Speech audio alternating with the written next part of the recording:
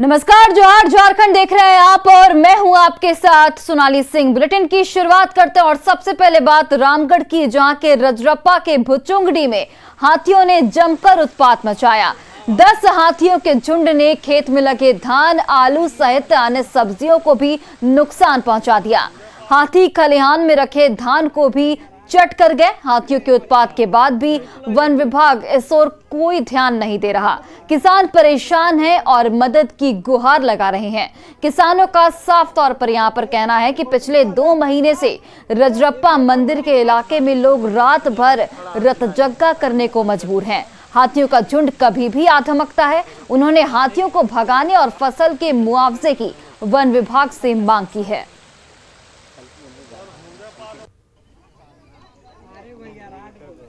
और ये 2 तस्वीरें आपके टीवी स्क्रीन पर देखिए। रामगढ़ की एक खबर आपको बता रहे हैं, जहां पर हाथियों ने पिछले कुछ दिनों से उत्पात मचाकर रखा है और कई घरों को यहां पर क्षतिग्रस्त कर दिया गया है।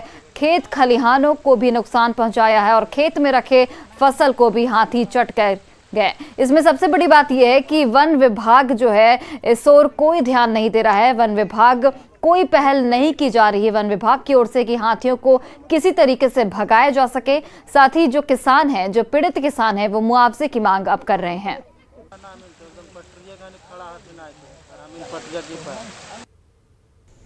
हम लोग के गांव भुचुंगडी में करीब 4 महीना से हाथी का आतंक फैला हुआ है। हम लोग के लेढ़ी टुंगरी, जनिया मारा और भुचुंडी के जितने भी धान हम लगाए थे, सभी धान को हाथियों ने खाकर ख़त्म कर दिया है।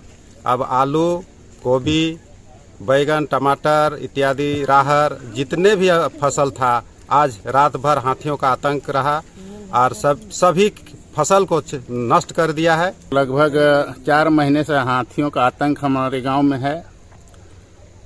पूरा धान हम लोग का लगभग सफाया कर दिया गया है और आलू का फसल हम लोग का पूरे गांव में आज रौंद कर बर्बाद कर दिया गया है, जिससे किसानों को लाखों रुपए का नुकसान हुआ है। हम श्रीमान वन विभाग के अधिकारियों से मांग करना चाहते हैं कि फसल का मुआवजा जांच कराकर दिलाने और हाथियों को यहां से भगाने का प्रयास करें। वही देखिए, कोरोना के नए वेरिएंट की आशंका के बीच रांची में भी लोग बिना मास्क के नजर आ रहे हैं। नागा बाबा खटाल सब्जी मंडी में लोग बिना मास्क के ही सब्जी की खरीदारी करते दिखे।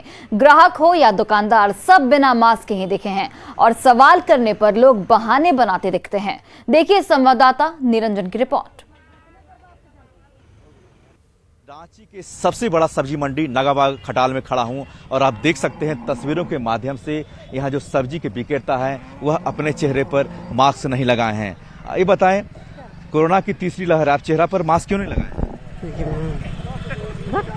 जब देखें मास्क, आपको पता होना चाहिए कि तीसरी लहर आ चुकी है, क्यों मास्क नहीं लगाए? इधर ये भी देखें खड़े हैं, आप मास्क क्यों नहीं लगाए? कपड़ा है और सबसे बड़ी बात है कि जो दुकानदार देखे यहाँ सब्जी बेच रहे हैं, यह भी अपने चेहरे पर मास्क नहीं ढके हैं। अब ये बताएं कि जो तीसरी लहर है, तीसरी लहर आ चुकी है, आप मास्क क्यों नहीं लगाए? लहाय मास्क लगा रहे।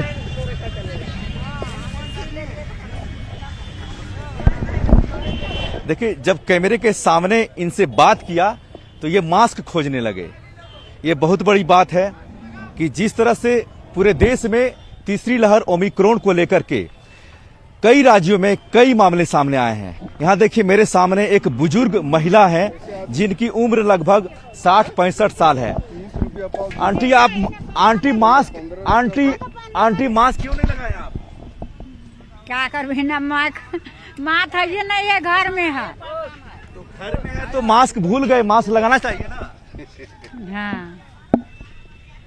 देखिए, जब इनसे सवाल किया तो इन्होंने कहा कि मास्क मेरे घर में भूल गए हैं, मास्क नहीं लगाए हैं। ये अपने आप में सबसे बड़ी चौंकाने वाली बात है कि जिस तरह से लोग मास्क नहीं लगा के घूम रहे हैं और ओमिक्रॉन जो तीसरी लहर है यानी थर्ड वेव का दस्तक पूरे प्रदेश ही नहीं बल्कि पूरे देश और पूरे दुनिया में दस्तक दे चुकी है। रांची से अमित के साथ निरंजन। वहीं जीनोम सीक्वेंस मशीन को लेकर हाईकोर्ट ने सरकार को फटकार लगाई है, जिसके बाद बीजेपी ने सरकार पर हमला बोला है। बीजेपी प्रवक्ता प्रतुल सहदेव ने कहा कि जीनोम सीक्वेंस मशीन को अभी तक नहीं लगाया गया, यह बहुत ही दुर्भाग्य की बात है। स्वास्थ्य विभाग जीनोम सीक्वेंस जांच रिपोर्ट को भुवनेश्वर और पुणे भेजती है, जिसकी रिपोर्ट आने में कई दिन लग जाते हैं। सीएम 80 लाख रुपए का BMW कार का यूज करने के लिए सरकार के पास पैसे हैं। वहीं जेएमएम ने इस पर अपना बयान दिया और कहा कि कोर्ट अपना काम कर रही है, सरकार एक प्रक्रिया के तहत काम करती है और उम्मीद है कि जल्द ही जीनोम सीक्वेंस मशीन लगाई जाएगी। इस पर बहुत तेजी से काम लगातार जारी है। राज्य सरकार का जो दोहरा राजनीतिक चरित्र है, ये 3 उदाहरणों से स्पष्ट हो जाता है। जो वो कहते हैं फंड की कमी है, जब वो BMW गाड़ी खरीद सकते हैं माननीय मुख्यमंत्री जी के लिए 80 लाख में, उस समय फंड की कमी नहीं थी।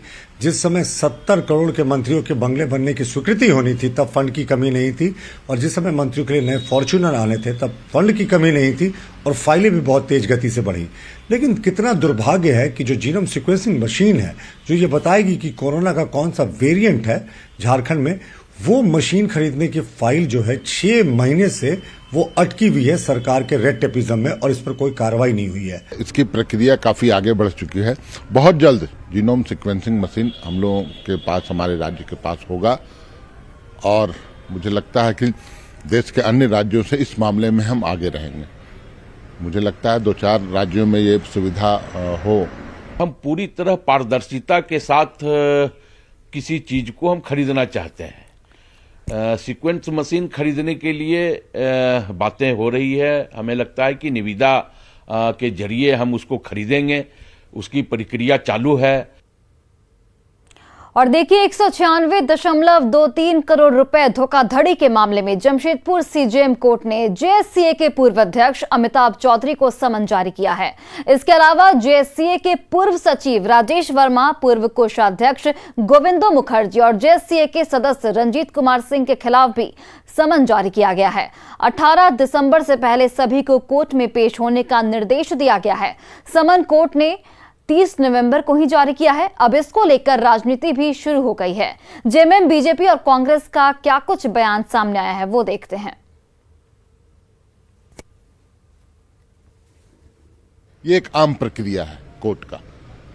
शिकायतवाद दायर हुआ, उसमें सम्मन भी जारी होगा। सम्मन का मतलब नोटिस होता है, नोटिस जारी होगा, वो अपना पक्ष रखेंगे और जो दोषी होगा तो दोषी होगा, बेदाग होंगे तो बरी होंगे। ये तो अदालत की प्रक्रिया है, इसमें कोई भी प्रतिक्रिया देना पार्टी स्तर से मुझे लगता है इसमें और क्या बोला जा सकता है। बीसीसीआई स्टेट्स में खेल को प्रमोट करने के लिए हर एक साल एक मोटी राशि स्टेट क्रिकेट एसोसिएशन को देती है और इसी को लेकर 2016 में आरोप लगा था कि पूर्व के जो 5-6 वर्षों की राशि है उसका ठीक से उपयोग नहीं हुआ था। हमारे प्रदेश अध्यक्ष माननीय दीपक प्रकाश जी, जो अभी सांसद भी हैं, उन्होंने भी इस आवाज को मुखरता से उठाया था, लेकिन उन्हें भी एसोसिएशन से बाहर कर दिया गया था। तो प्रथम दृष्टया दाल में काला है, क्योंकि जो भी आवाज उठाता है उसे सिस्टम से बाहर कर दिया जाता है।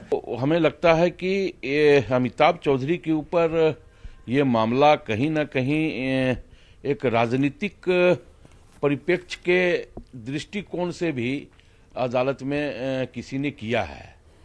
स्वाभाविक तौर पे ये मामला अदालत में है। आप देखें, इस पे अदालत का जो निर्णय होगा वो शिरोधार्य होगा सबको। और गोड्डा में फुटबॉल को बढ़ावा देने के लिए सीएम आमंत्रण फुटबॉल प्रतियोगिता का आयोजन किया जा रहा है। गोड्डा जिला को भी खेल कराने के लिए 14,65,000 रुपए दिए गए थे, लेकिन पैसा देने के बाद भी खिलाड़ियों के लिए कोई व्यवस्था नहीं की गई है। खिलाड़ियों का ड्रेस के लिए नाप लिया गया, लेकिन बिना ड्रेस के ही खिलाड़ी खेल रहे हैं। खिलाड़ियों को नाश्ता तक की व्यवस्था नहीं मिलती है। अगर कोई खिलाड़ी खेलने के दौरान घायल हो जाए तो प्राथमिक इलाज या फिर एम्बुलेंस की कोई सुविधा नहीं दी गई है और इसकी वजह से खिलाड़ियों में काफी आक्रोश है। खिलाड़ियों का साफ तौर पर आरोप है कि खेल के नाम पर उनके साथ मजाक किया जा रहा है, जबकि सरकार पैसे दे रही है।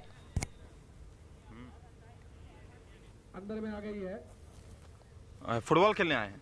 कौन सा कार्यक्रम में फुटबॉल खेल रहे हैं? पता नहीं है पता। अच्छा, तो क्या जर्सी वगैरह कुछ दिया गया आप लोग को? नहीं दिया हम लोग। किनके आमंत्रण पर आए हैं आप लोग? हम लोग को मुख्य आमंत्रित किए थे हम लोग। अच्छा, मुख्य आमंत्रित किए थे। कुछ नहीं दे मिला आप लोग को, जर्सी वगैरह जब कुछ सबका नाप लिया गया था हम लोग को, बूट्स का जर्सी नाप लिया गया था आप लोग से, लेकिन मिला नहीं मिला।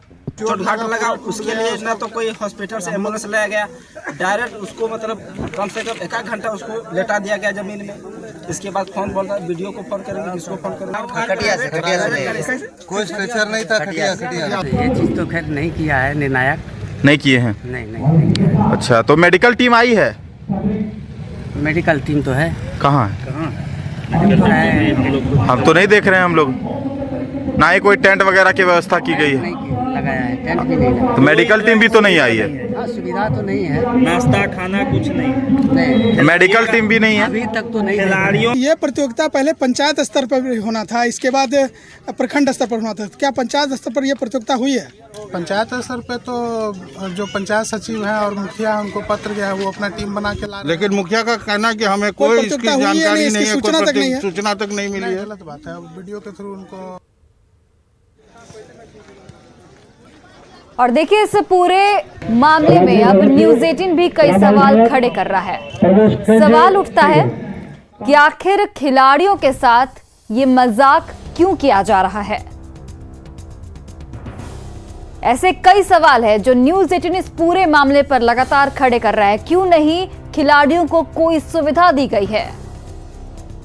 नाप लेकर आखिर खिलाड़ियों को ड्रेस क्यों नहीं दिया गया? क्यों खिलाड़ी बिना ड्रेस के, जो खिलाड़ियों के लिए ड्रेस होता है उसके बिना खेलने को मजबूर हैं? घायल खिलाड़ियों के लिए मेडिकल की सुविधा आखिर क्यों नहीं उपलब्ध कराई गई है? और कहां गए आयोजन के 14,65,000 रुपए? ये एक बड़ा सवाल है। आखिर खिलाड़ियों को कौन मार रहा हक?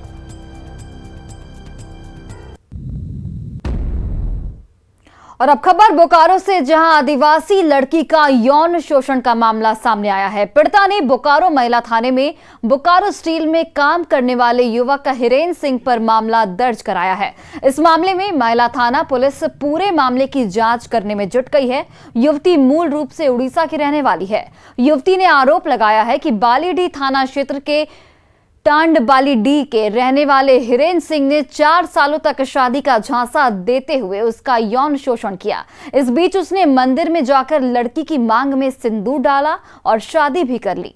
इस दौरान घर वालों से बात करने के नाम पर उसने लड़की का गर्भपात भी कराया, लेकिन जब लड़की ने शादी का दबाव बनाना शुरू किया तो उसने शादी से साफ तौर पर इनकार कर दिया।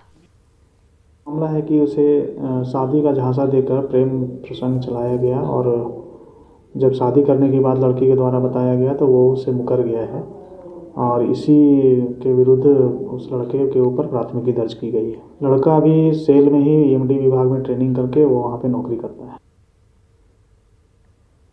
वहीं देखिए, गिरिडीह के तीसरी थाना के करणपुरा गांव में 2 नाबालिग लड़कियों की शादी हो रही थी। इस दौरान ही किसी ने चाइल्ड लाइन की टीम को सूचना दे दी। टीम के सदस्य तीसरी और लोकाई पुलिस को लेकर पहुंचे और शादी को रुकवाया।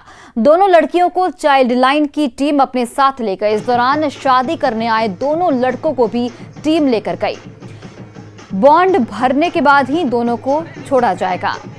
तो ये 2 तस्वीरें आपके टीवी स्क्रीन पर देखिए। एक में शादी समारोह आयोजित है और नाबालिग लड़कियों की यहाँ पर शादी कराई जा रही थी और किसी ने मौके रहते चाइल्ड लाइन को इसकी सूचना दे दी और उसके बाद पुलिस की ओर से ये कार्रवाई की गई कि दोनों जो लड़कियां हैं उन्हें वापस भेज दिया गया और जो 2 लड़के थे जो शादी कर रहे थे उन्हें फिलहाल अभी पुलिस की गिरफ्त में रखा गया है। 10:98 पर सूचना किया गया था कि जो गोलगो पंचायत के वहाँ के बगल में कर्णपुरा गांव है, वहाँ 2 लड़की का शादी हो रहा है और उसी सूचना के आधार पर चाइल्ड लाइन की टीम सभी सदस्य ने हम लोग वहाँ गांव गए और गांव में देखा कि वहाँ डीजे बज रहा है, लोग सब जुटे हुए हैं, शादी की तैयारी चल रहा है और हम लोगों ने उसको समझाया गांव वाले को कि भाई तुम लोग अपनी शादी नहीं करो, अभी कम उम्र है, लेकिन लोग नहीं माने, लोग नहीं। और खबर गोड्डा से, जहां सुंदर पहाड़ी के भालुका गांव के किसानों को पैक्स के बारे में सही जानकारी नहीं मिली है, जिसकी वजह से किसान धान बिचौलियों को सस्ते दर पर बेचने को मजबूर हैं। पैक्स के बारे में किसी तरह की कोई जानकारी किसानों को नहीं दी जाती है।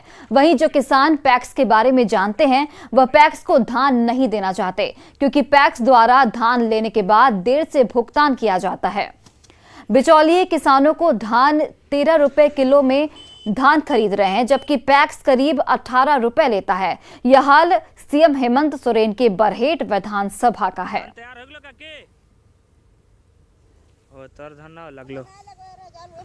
मिलेगा नहीं, लग जाएगा 8 दिन, और हमको अभी इंजेक्शन लेना है, पैसा देना है, ये ना प्रॉब्लम है। तो यहाँ का सब आदमी ऐसे प्राइवेट ऐसे ही। कौन सा जगह पड़ता है? ये करमांडल पंचायत। कहाँ बेचिएगा ये धान? ये बाजार में। पैक्स में नहीं देते हैं? अरे ऐसे लेता है, दे देते हैं। अच्छा, पैक्स वाले में क्या दिक्कत होता है? पेमेंट लेट से मिलता है? हम लोग नहीं दिए कभी, नहीं तो हम लोग को इसको जानकारी भी नहीं है। और गोड्डा के परसा कंभारा कजिया पुल का शिलान्यास हुए 4 साल हो गए, लेकिन आज तक पुल का निर्माण कार्य पूरा नहीं हो सका है, जिसके कारण स्थानीय लोगों को आने जाने में परेशानी होती है। पुल नहीं होने की वजह से लोगों को नदी पार कर बाजार जाना पड़ता है। अगर पुल बन जाए तो ग्रामीणों को शहर का रास्ता करीब 7 किलोमीटर तक कम हो जाएगा। बता दें कि इस काम को नगर विकास द्वारा कराया जा रहा है और जुड़को इसका काम कर रही है।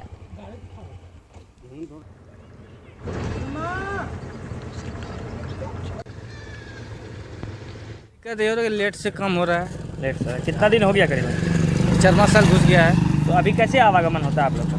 नदी जैसे पार होते तो वैसे हो रहा है, पानी में जाके। हाँ, कभी बोलते नहीं जल्दी काम करने किसी को? बोलते हैं तो हम लोग को उतना स्पॉट नहीं देता है। दिक्कत है कि हम लोग इतना पानी में घुस करके तो चले जाते हैं, लेकिन बच्चा लोग पढ़ाई के लिए, इसके लिए बहुत दिक्कत है, क्योंकि इस पुल के लिए हम लोग को बच्चा को पढ़ाई ठीक से नहीं हो सकता है कि उधर से घूरने में बहुत दिक्कत है, गरीब लोग का बच्चा है।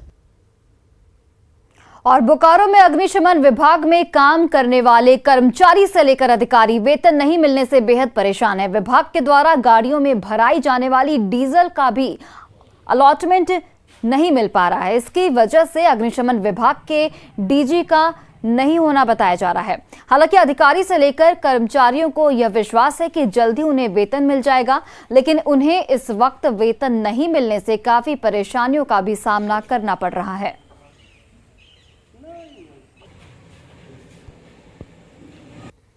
सर, हम लोग को यही तकलीफ है कि अभी 3 महीना से वेतन नहीं मिला है।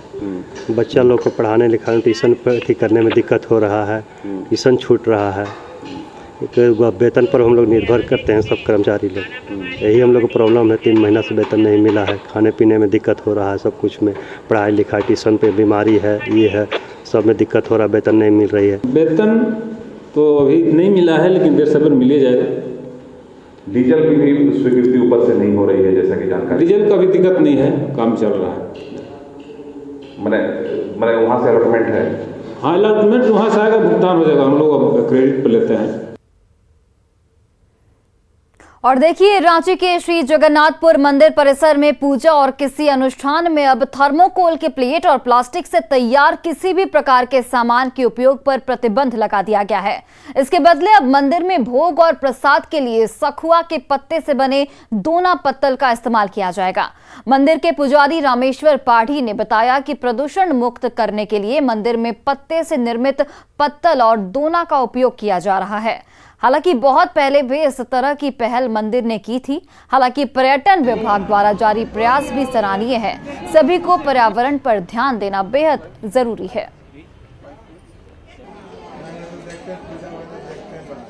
यहाँ पर पत्तल दोना का ही प्रचलन था। भगवान का भोग पत्तल दोना में ही हम लोग देते थे। बीच में 3-4 दिन ऐसा हुआ कि पत्तल मिला नहीं। उस समय थर्मोकोल चल रहा था, 2-4 दिन चला था, लेकिन अभी तुरंत उसको बंद कर दिया गया है और वो भविष्य में भी कभी नहीं करने का निर्णय भी लिया गया है। अभी जो है सो सब पत्तल और दोना से ही सबको प्रसाद वितरण किया जाता है। और खबर गिरिडीह से, जहां के प्रमुख पर्यटक स्थल खंडोली डैम में करीब 1 महीने की लंबी सफर तय कर यहां साइबेरियन पक्षियों का झुंड पहुंचा है। साइबेरियन पक्षियों के आने के बाद खंडोली पर्यटन स्थल का नजारा बदल गया है। देखने के लिए खंडोली डैम में बड़ी संख्या में लोग पहुंच रहे हैं। हर साल आने वाले इन मेहमान पक्षियों को देख पर्यटकों में खुशी देखने को मिलती है। करीब 3 महीने तक साइबेरियन पक्षी यहां प्रवास करते हैं और गर्मियों की शुरुआत के वक्त वापस एक लंबी उड़ान के बाद अपने देश लौटते हैं। ज्यादा जानकारी दे रहे हैं हमारे सहयोगी एजाज अहमद। इस वक्त मैं मौजूद हूं गिरिडीह जिले के प्रमुख पर्यटक स्थल खंडोली में, जहां पे सैलानी हर रोज सैकड़ों की संख्या में आते हैं और लुत्फ उठाते हैं। और यहां पे जो सबसे खास बात यह है कि अभी दिसंबर का महीना है और साइबेरियन पक्षियों का आगमन हो रहा है, जो सेंटर ऑफ अट्रैक्शन बना हुआ है, जिसके वजह से सैलानी और आकर्षित हो रहे हैं और आ रहे हैं और बोटिंग का मजा ले रहे हैं। आपको मैं विजुअल के माध्यम से मैं दिखाना चाहूँगा कि आप देख सकते हैं कि सैलानी आते हैं और जब भी खंडोली आते हैं तो यहाँ पे बोटिंग का लुत्फ उठाने से नहीं चूकते हैं। और ख़ास करके मैं आपको बताना चाहूँगा कि यहाँ पे जो साइबेरियन पक्षियों का आगमन होता है, जो डिस्टेंस में मैं हालांकि जूम करके दिखाने की कोशिश कर रहा हूँ, शायद विजिबल ना हो मैं, लेकिन बता दूँ कि यहाँ पे साइबेरियन पक्षियों का आना हर दिसंबर में हर वर्ष आते हैं। उसके बाद जनवरी फरवरी रुकते हैं, उसके बाद फिर अपने कंट्री अपना देश पुनः वापस चले जाते हैं। यहाँ पे सबसे बड़ा बात है कि बच्चे लोग को बहुत ज़्यादा एंजॉय करने का हर कुछ है। बच्चे लोग आते हैं, हॉर्स राइडिंग है, जैसे कि यहाँ पे बोटिंग है, सब लोग को बहुत अच्छा लगता है। साइबेरियन डक के बारे में आपने सुना होगा, वो भी बहुत अच्छा है, जिसको देख के मतलब फरवरी लास्ट तक वो यहाँ पे रहता है।